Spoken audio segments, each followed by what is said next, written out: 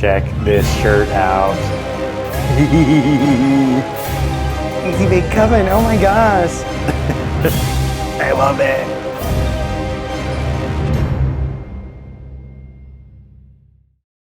Hey y'all, happy Halloween. So it's holiday season. That means first you start with October get-togethers, and then you have Thanksgiving get-togethers, and then you have Christmas get-togethers.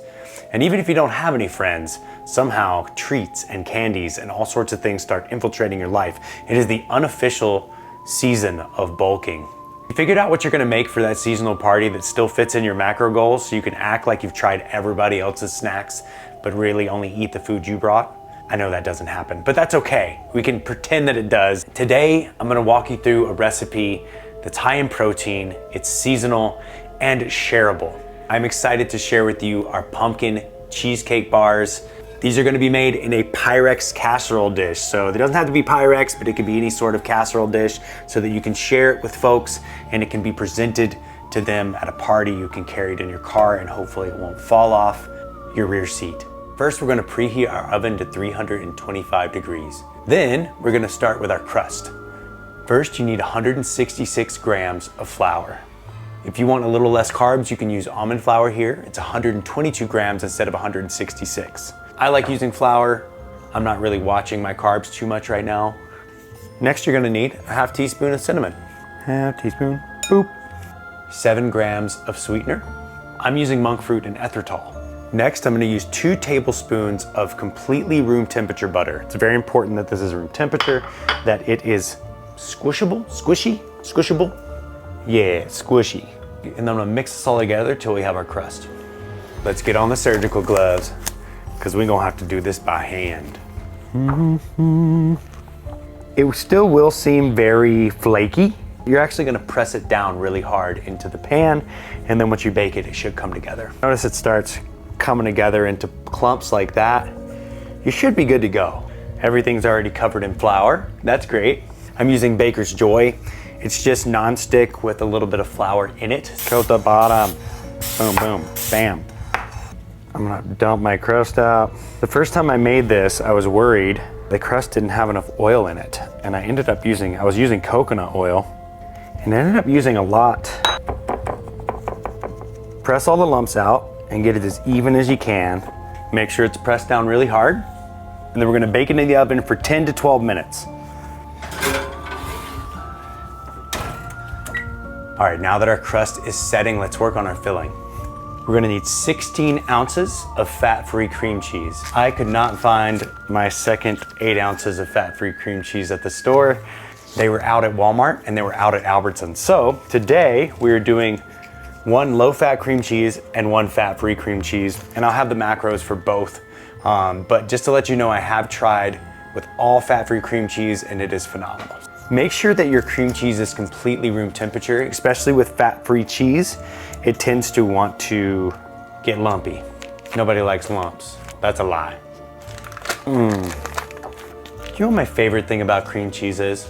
It's the only thing that opens perfectly and you can just it just falls out, and all recipes take like 8 to 16 ounces, so you never have to really measure it out, which I think is awesome. So that's what I love, see? See, it's all out perfectly together. I think that's the most satisfying thing about cream cheese besides the way it tastes. You can tell which one is fat-free and which one isn't. 244 grams of canned pumpkin. So I'm gonna go ahead and get that in there. I'm gonna mix this up together well. Could have picked a bigger bowl. I still got the lumps in here. So 2 eggs into the mix, boom. Yeah, I'm gonna transfer it to a bigger bowl. Bigger bowl. I like big bowls and I cannot lie. I got big bowls. I'll take that out. There we go, let's mix those eggs in there. As you can tell, it's already kind of a spooky color thanks to the pumpkin. Let's go ahead and add 156 grams of sweetener and 30 grams of vanilla protein powder. I'm using casein. I think it always ends up creamier, especially with cheesecake and any sort of bar recipe. I tend to find that casein works the best. Let's work that in. Pumpkin spice. I'm using extract. You can use pumpkin spice powder. If you're using powder, we're gonna get 2 tablespoons. If you're using pumpkin spice extract, we're gonna use 1/4 teaspoon. It is pretty potent. Boom. We are gonna add vanilla, which is my favorite thing in the world. I almost added this twice, which would have made the cake disgusting. Teaspoon of vanilla. Ooh. There we go, it's coming together. That means the crust is done. All right, we have our crust here. We're gonna let it cool just a moment before we put the filling in. All right, it's time to put the pieces together. We have our filling here. We're gonna go ahead and put it on our crust.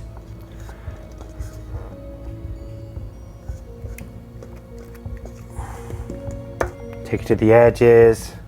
You could sit here and paddle this forever. I'll take a couple gloves and just grab it and shake it. You can slam it around a little bit. But then I'm gonna pop that in the oven for 40 minutes. All right, we're done. Let's pull her out. All right, we got a little bit of shakiness going on. It will firm up once it cools. So we're gonna let it come to room temperature and we're gonna work on a chocolate ganache topping to make it spooky. All right, so now that our pumpkin bars have cooled down enough to touch a little bit, they flattened out. They look pretty good, actually. I have here 48.5 grams of fat-free half and half. That's 3 tablespoons if it's easier to measure out that way. And you can also use almond milk here, but I'm using the fat-free half and half because it gives the ganache a creamier texture. We're gonna be using 80 grams of Lily's dark chocolate chips. I'm gonna take my fat-free half and half, and I'm gonna pour my dark chocolate chips in. We're gonna cheat when we make our ganache, and we're gonna use the microwave. So I'm gonna start with 15 seconds at a time. It should come together at around the 45-second mark. So 15 seconds at a time, and we'll do this around 3 times, I'll show you.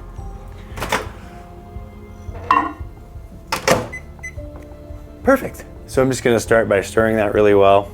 So you can tell it's just starting to melt, but it's not quite coming together. Another 15 seconds.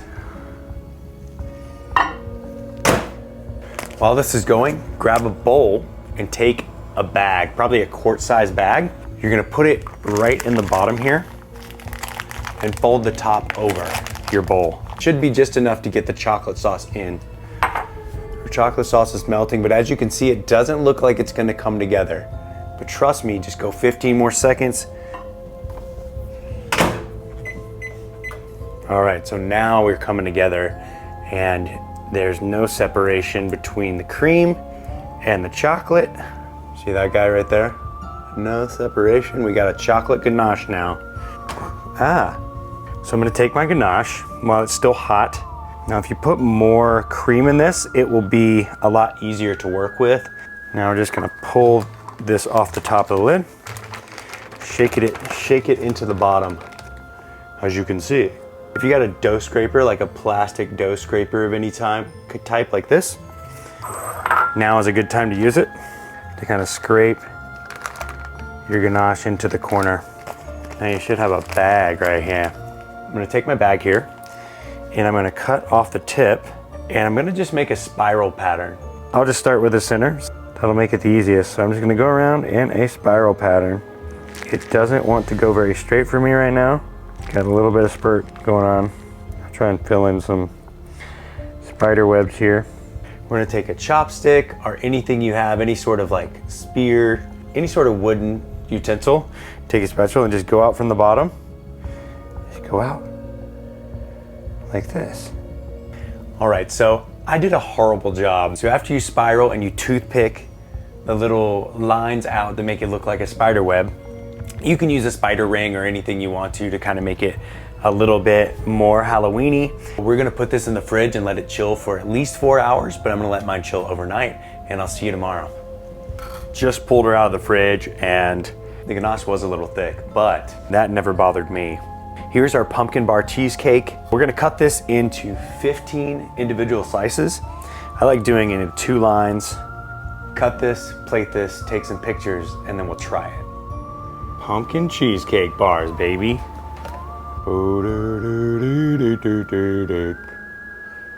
Perfect. That's good stuff.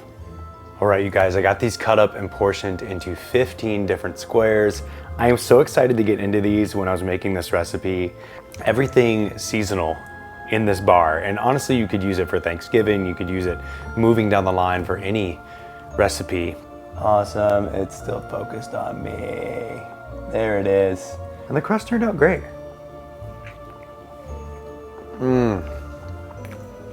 Yes, that's delicious, man. The pumpkin spice works super well with the cheesecake. It's like having a pumpkin pie cheesecake with a pie crust. I really like the crust, and I will say that it turned out perfect. You just smash it down. It's not breaking apart from the cake itself, it's staying on there.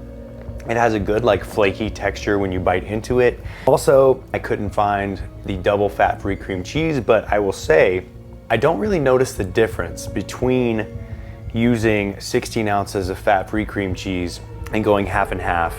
I'm sure there's a little bit more richness, but I will say that the pumpkin spice and just the way that the pumpkin comes together along with the crust and the flakiness of the crust really just make this a banger. You have to try this, especially for a party. I don't think anybody's gonna notice that it's that the macros are a little different.